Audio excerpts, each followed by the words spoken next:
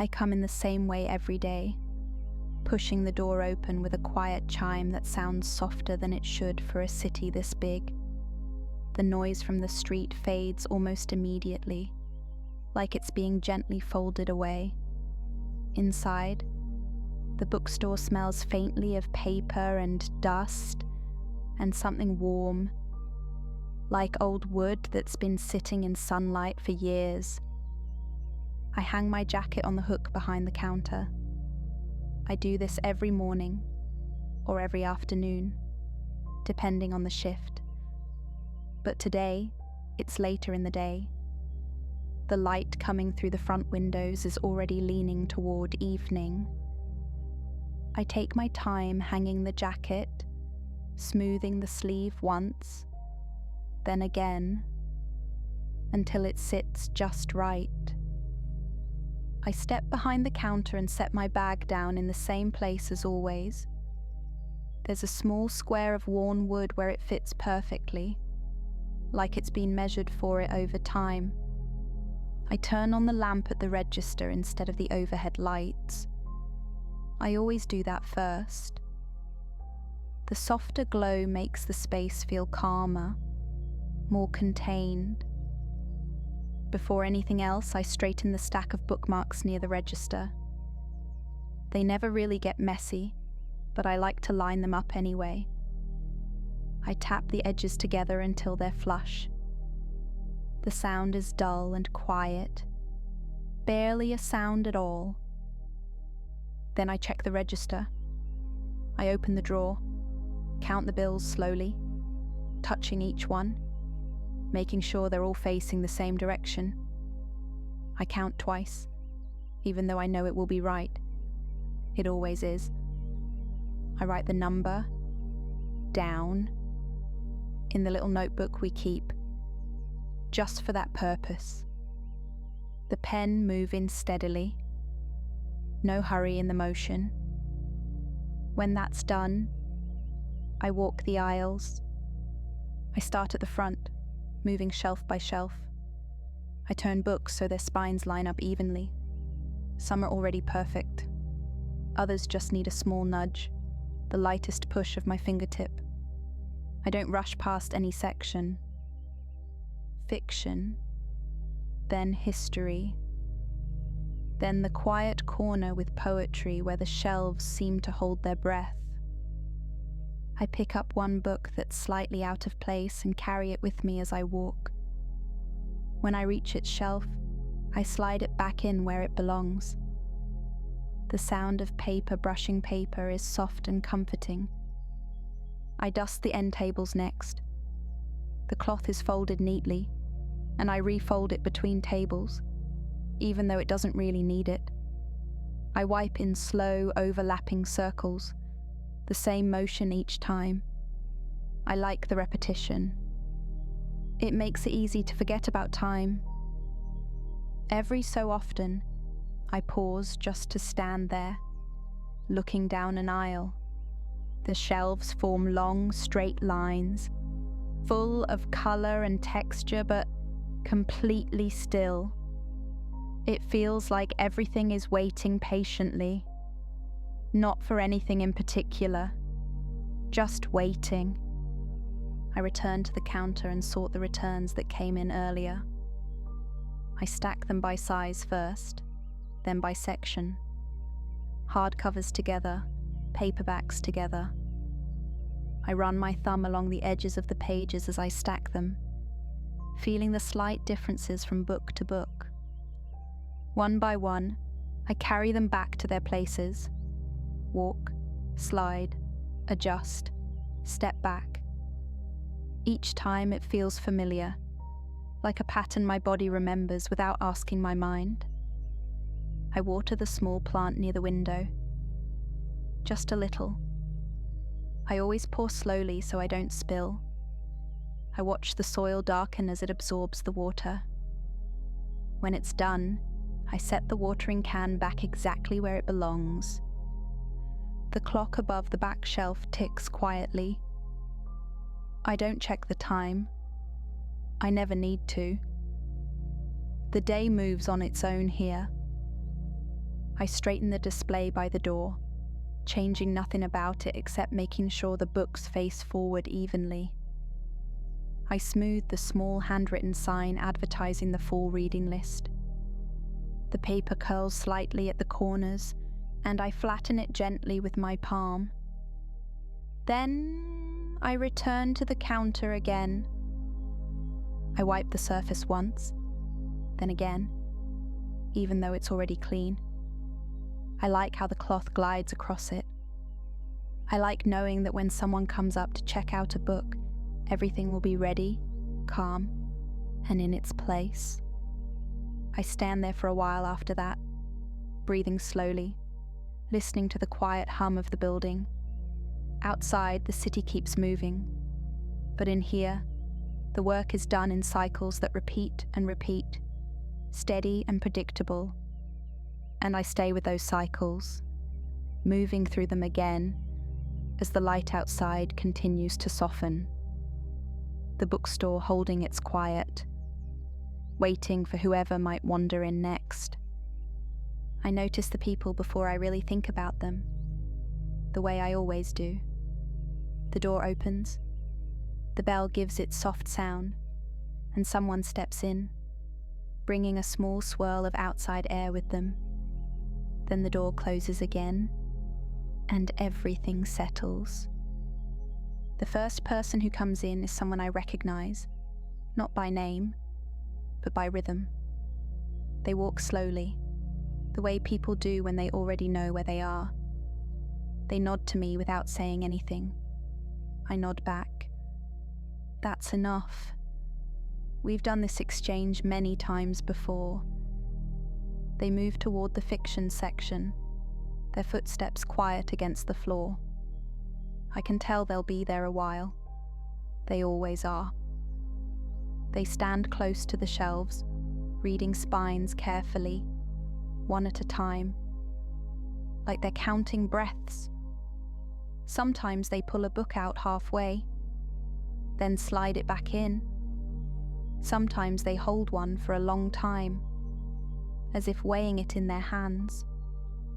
Another person comes in not long after. This one hesitates just inside the door, looking around as if surprised by how quiet it is. People often expect something louder from the city. Their shoulders drop a little when they realize there's no rush here. I see it happen every time. They wander toward the front table, touching the edge of a stack of books, then flipping one open. The pages make a soft sound as they turn them. They read a few lines, then another few, then close the book carefully, setting it back exactly where it was. Sometimes people ask questions. When they do, they speak softly, almost automatically, like the room asks it of them. Someone might come up and ask where the history section is, even though the sign is clearly visible. I point anyway, smiling, my arm moving in a slow, familiar arc. Back there, I say, quietly. They thank me, just as quietly, and walk off. A couple comes in together, their coats brushing as they pass through the door. They separate almost immediately, drifting toward different sections without talking. They don't need to. Every so often, one of them holds up a book from across the aisle, just to show it. The other nods. That's the whole conversation. There's someone who stays near the window, where the light is best. They stand with their back to the glass, reading, occasionally shifting their weight from one foot to the other. Outside, cars pass, people hurry by. But inside, the only movement is the slow turning of pages. A regular comes in near the middle of the shift. They always buy one book, always one. They place it on the counter gently, like it might startle if they aren't careful. I ring it up the same way every time, scanning the barcode, listening for the small beep. They pay, I hand them the receipt, and we exchange a few words about the weather, about how nice it is that it's finally starting to feel like fall. Nothing more than that. Nothing needs to be. Some people don't buy anything at all. They wander, they read, they breathe, and then they leave. That's fine too. The bookstore doesn't seem to mind. Neither do I. The bell rings again and again, never sharp, never loud. Each person brings a small shift in the air, and then the space settles back into its familiar quiet. I watch them from the counter sometimes, not staring, just noticing. The way they move slowly, the way they lower their voices without being asked, the way everyone seems to match the pace of the room without realizing they're doing it. Eventually, one by one, they drift back out into the city.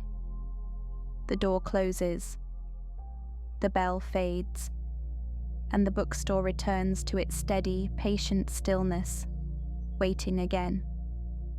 As the evening moves on, the space between people grows longer. The bell rings less often. When it does, it feels almost like an echo of itself, softer each time.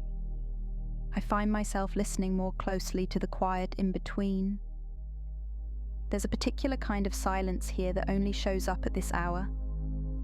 It isn't empty. It's full, layered. The low hum of the lights, the faint tick of the clock, the occasional creak of a shelf settling. All of it blends together into something steady and calm. I move more slowly now, even though I was never moving fast to begin with. I take another walk through the store, not because anything needs fixing, but because the motion feels right. My steps fall into a gentle rhythm. Left, right, pause. Left, right, pause. I straighten a chair in the reading corner, even though no one's used it all day. I smooth the cushion with my hand, pressing out wrinkles that weren't really there. The fabric is cool under my palm. I adjust a stack of books on a low table, aligning the corners. I step back to check them, then adjust them again, just a fraction. When they finally look right, I leave them alone. The quiet feels thicker now, like it's settled into every corner. Even my breathing seems louder, so I slow it down, matching it to the space. In through the nose, out through the mouth. Nothing else to think about. Outside the window, the sky deepens into softer colours. I notice it only in passing, a gradual shift reflected in the glass. Inside, the lamplight stays the same, steady and warm. I lean lightly against the counter, resting my hands flat on the surface. The wood is smooth from years of use. I trace a small, familiar scratch with my thumb, one I've noticed countless times before. There's no pressure to do anything else. No list waiting to be completed. No one asking for more than what's already here. I wipe the counter again, slowly, letting the cloth move at its own pace. I put it away neatly when I'm done. I check the register once more, even though it doesn't need checking. I like knowing everything is settled. The silence stretches, unbroken. It doesn't feel lonely. It feels held. I stand there, listening, feeling the calm hum of the store around me, the way it wraps gently around the day as it winds down. And I stay like that, unhurried, letting the quiet do most of the work. There's a certain feeling that settles in when I'm surrounded by books for this long. It's not loud or proud. It's quiet, like a steady warmth. I don't feel like I'm trying to be smart. I just feel close to it, like it's nearby and patient. I stand near the shelves and let my eyes drift across the titles. I've seen most of them before. Some I know well, others only by their covers, their spines, the way they sit among their neighbors. Even the unfamiliar ones feel friendly, like they don't mind being left unread for now. I pull a book from the shelf at random, just enough to feel its weight in my hands. I read the first sentence, then the second. I don't go any further. I slide it back into place, exactly where it was. Knowing it's there feels like enough. Being here all day, every day, makes knowledge feel less like something to chase, and more like something that simply exists. It's on the shelves, in the pages, in the quiet way people move when they're thinking. It doesn't ask anything of me. It just sits. I like knowing where things are. If someone asked me for a specific author, I could walk straight to it without thinking. My body knows the layout better than my mind does. Left turn, third shelf down, halfway across. There's comfort in that kind of knowing. Sometimes I remember small facts just because they've passed through my hands so many times. A date, a name, a sentence that stuck for no particular reason. They float up gently, then drift away again. I don't hold on to them too tightly. The bookstore feels like a place where it's okay to think slowly, where ideas don't have to be finished, where curiosity doesn't need a goal. Just being among the books feels like participation enough. I rest my hand on a shelf as I walk by, fingertips brushing the spines.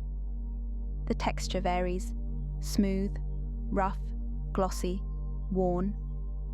Each one feels like a quiet conversation that can happen later, or not at all. There's no test here, no expectation, just the steady presence of words, waiting calmly, making the space feel thoughtful without ever demanding attention. I return to the counter, carrying that feeling with me, the gentle sense of being surrounded by ideas without having to use them. It settles in comfortably, like it belongs here, like I do too.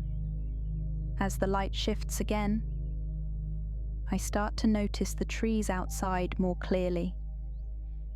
The front windows frame them just enough that I can see the tops of their branches, the way the leaves have begun to change without asking anyone's permission. They're not all the same. Some are still mostly green, holding on. Others have already turned soft shades of yellow and orange, with a few deep reds scattered through like quiet punctuation. Every day there are a few more that let go of green, and every day it happens so gradually that it never feels sudden. When a breeze moves through the street, a leaf will sometimes drift past the window, slow and unbothered, taking its time on the way down. I watch it when it happens, following its path until it slips out of sight. Fall always feels like a season that understands routine. The days still come and go, the work still gets done, but everything softens a little. The edges blur, things loosen in small, gentle ways. I think about how the bookstore changes with the seasons too, even though the shelves stay the same. In summer, people rush in to escape the heat. In winter, they linger for warmth. And now, in fall, everyone seems to move with more intention, like they're aware of time passing but not worried about it. The leaves remind me that change doesn't have to be dramatic to be real. They don't announce themselves. They just shift colour, one day at a time, until suddenly the whole tree looks different, and no one remembers the exact moment it happened. I walk to the window and stand there for a while, hands resting loosely at my sides. The glass is cool. The street outside keeps moving, but slower now. The light is softer, angled lower, touching everything gently. There's something comforting about knowing that things can change and still remain familiar.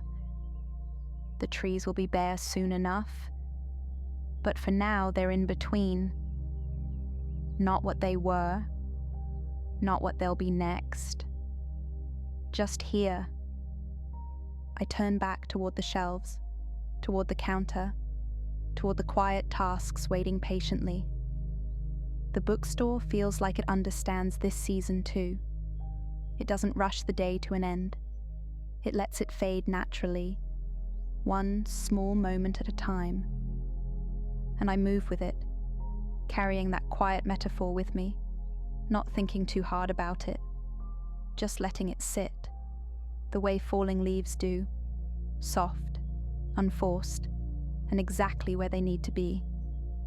The city begins to change its sound before it changes its look. I notice it in the pauses between noises, the way the gaps grow longer. Fewer cars pass the window now. When they do, their tires make a softer sound against the street, stretched out instead of sharp. The light outside lowers another degree, settling into something dusky and calm. Storefronts across the street turn on their lights one by one, each glow appearing quietly, without ceremony. Reflections drift across the bookstore windows, layered over the shelves and books, blending inside and outside together. I turn on one more lamp near the back, even though there's still enough light to see. The warm glow fills the space gently, reaching into corners without demanding attention. Shadows deepen, but they feel friendly here, familiar. The bell hasn't rung in a while. I don't mind. I take another slow walk through the store, my footsteps sounding slightly louder now that the day has thinned out. I pass the same shelves again, the same tables, the same chair in the reading corner. Everything is exactly where it should be. Outside, people are heading home. I can tell by the way they move past the window. Steady, purposeful, a little tired. The city is still busy, but it's a different kind of busy now. Less urgency, more routine. Inside, the bookstore feels almost suspended, like it exists just slightly apart from the rest of the evening. The quiet wraps around the shelves more tightly, holding them in place. I stand behind the counter and look out again. The sky has shifted into deeper blues, the last traces of sunset lingering low on the horizon. The contrast between the cool outside light and the warm lamps inside feels comforting, like a clear boundary between the rush of the day and the calm that follows it. I check the door, even though I know it's locked open until closing time. I straighten the small sign on the counter one last time. I line up the bookmarks again, tapping their edges gently. The city keeps settling. The bookstore stays still. I breathe in slowly and let the moment stretch, letting the quiet deepen as evening takes its place, knowing there's nothing else I need to do right now but be here, in this calm pocket of the day, as everything gradually winds down around me. When the time finally comes, it doesn't arrive all at once. It eases in the way the rest of the evening has, quietly and without insisting on itself. I turn the sign on the door from open to closed. The click it makes is soft, familiar. I stand there for a moment afterward, just to feel the stillness settle fully into place. The bookstore seems to exhale. I walk through one last time, slower than before. I turn off lamps as I pass them, one by one, letting the light retreat gently instead of all at once. The shelves slip into shadow, but nothing feels lost. Everything will be here tomorrow, waiting in the same way it always does. At the counter, I gather my things. I put the pen back in its cup. I close the register drawer carefully. I pick up my bag and rest it against my leg for a moment before slinging it over my shoulder. Then I reach for my jacket, smoothing the sleeve again, just like when I arrived. I turn off the last light and step outside, locking the door behind me. The city greets me softly now, quieter than before, the air cooler, carrying the faint smell of leaves and pavement. I take my time walking, letting my steps fall into an easy rhythm. By the time I reach home, the world feels smaller, calmer. I set my bag down. I hang my jacket. I move through the familiar motions without thinking. Filling the kettle, setting it on the stove, waiting for the water to heat. The sound of it warming is gentle. I choose a tea I've had many times before. Nothing new, nothing surprising. I pour the water slowly, watching the steam rise, feeling the warmth reach my hands. I carry the mug with me, careful not to spill, and sit for a moment, doing nothing else, just holding it, breathing in the quiet.